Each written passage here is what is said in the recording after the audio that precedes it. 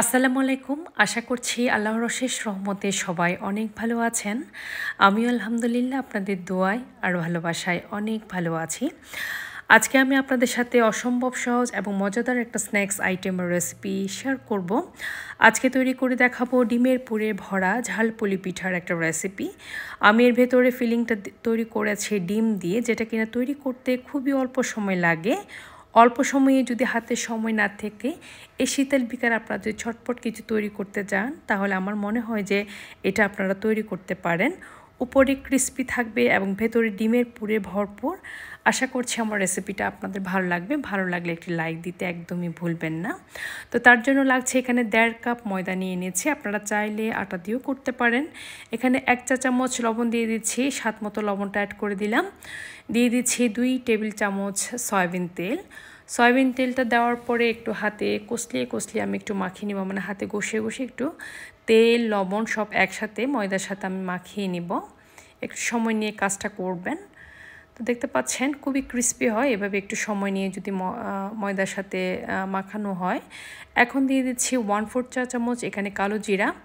আমার ভালো লাগে তা আমি অ্যাড করেছি, আপনারা চাইলে নাও দিতে পারেন। খুব ভালো করে মিশিয়ে নেওয়ার পরে ঠান্ডা পানি দিয়ে আমি ডোটা মাখিয়ে নিয়েছি। একটা মানে শক্ত না নরমও না, এরকম একটা ডো তৈরি করে নিতে হবে। দেখতে পাচ্ছেন আমি এইভাবে ডোটা তৈরি করে নিয়েছি।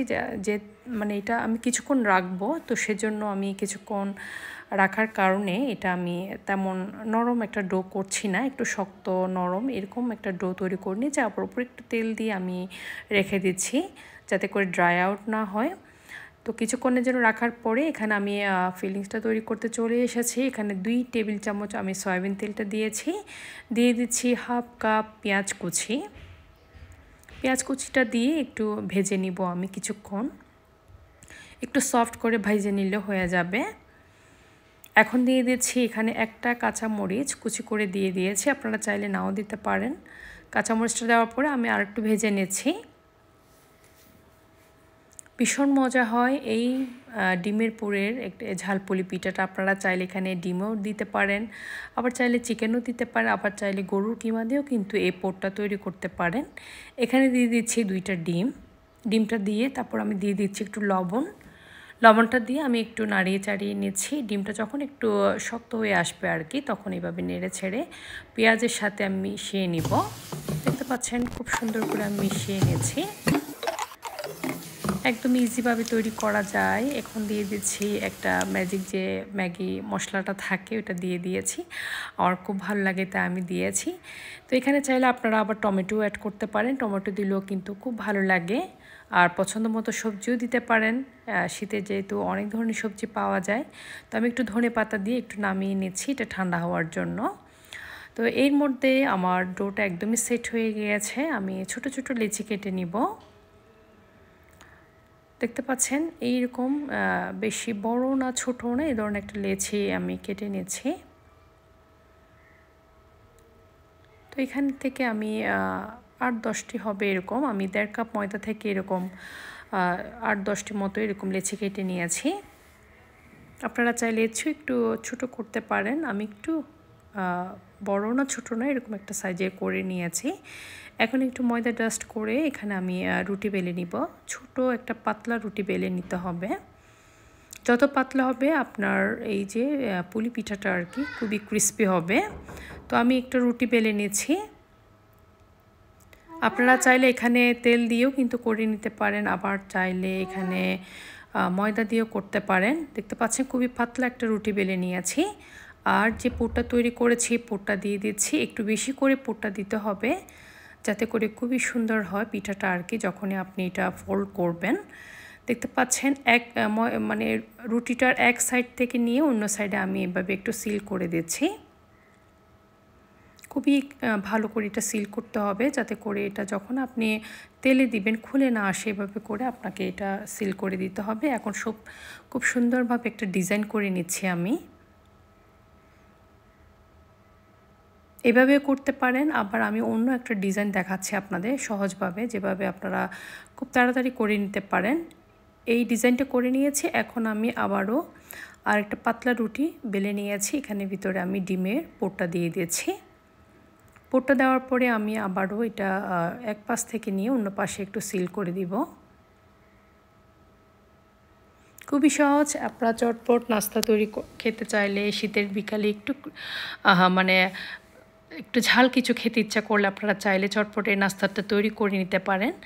এখন আমি কি করছি, একটা কাঁটা চামচ দিয়ে সুন্দর করে এটাও সিল করে দিচ্ছি। একটা ডিজাইনও হয়ে গেল, তারপরে খুব তাড়াতাড়ি হয়ে গেল, আবার যে সিল করাও হয়ে গেল। 3টা কাজ কিন্তু হয়ে গেল। দেখতে পাচ্ছেন আমি কাঁটা চামচ দিয়ে খুব সুন্দর করে একটা ডিজাইন করে নিয়েছি। এই তো আমার হয়ে গেল সব পিঠা বানানো। আমি একটা প্লেটে একটু তেল মেখে আর কি পিঠাগুলো এভাবে রেখে দিয়েছি। এতে করে পিঠাগুলো একটার সাথে একটা লেগে যাবে না। আবার আপনারা চাইলে ফ্রিজে ফ্রোজেন করতে চাইলেও এভাবে একটা প্লেটে ছড়িয়ে রেখে 1 ঘন্টা মতো ডিপ ফ্রিজে রেখে শক্ত করে একটা নর্মাল বক্সে করে আপনারা চাইলে এটা 15-20 দিনের জন্য এটা ডিপ ফ্রিজেও সংরক্ষণ করতে পারেন। 15-20 দিন পর্যন্ত খুবই ভালো থাকবে। তো আমার এই যে পিঠা বানানো, আমি সব পিঠা বানিয়ে নিয়েছি, আরও কিছু পিঠা বানাবো। তো এখন আমি একটু ডুবো তেলে এই পিঠাগুলো ভেজে নিব। একটু ডুবো ডুবো করে ভাজতে হবে। তেলটা যখন হালকা একটু ঠান্ডা হয়ে এসেছে, গরম হয়ে এসেছে, এই পর্যায়ে আমি পিঠাগুলো এক এক করে দিয়ে দিচ্ছি। বেশি গরম তেলে কিন্তু দেওয়া যাবে না, এতে করে পিঠার ভেতরটা হবে না, উপরটা একটু পুড়ে যাবে, এই ধরনের একটা হয়ে যাবে। তো সেজন্য তেলটা একদম হালকা গরম থাকা অবস্থায় পিঠাগুলো এক এক করে ভেজে নিতে হবে। এক পিঠ যখন একটু শক্ত হয়ে আসবে এভাবে উল্টিয়ে দিতে হবে। দেখতে পাচ্ছেন, এভাবে উল্টিয়ে দিবেন। আর অনেক ফুলকো হয় পিঠাটা, আর খেতে এত মজা, এত মজা।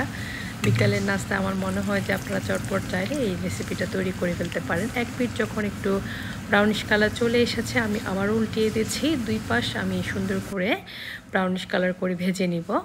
এখন আমি পিঠাটা উঠিয়ে নিয়েছি, খুব সুন্দর করে ভাজা হয়ে গেল। উপরে অনেক ক্রিস্পি আর ভেতরে ডিমের পুর ভরা। এতটা মজা পিঠাটা আপনার বাসায় তৈরি না করলে বুঝবেন না।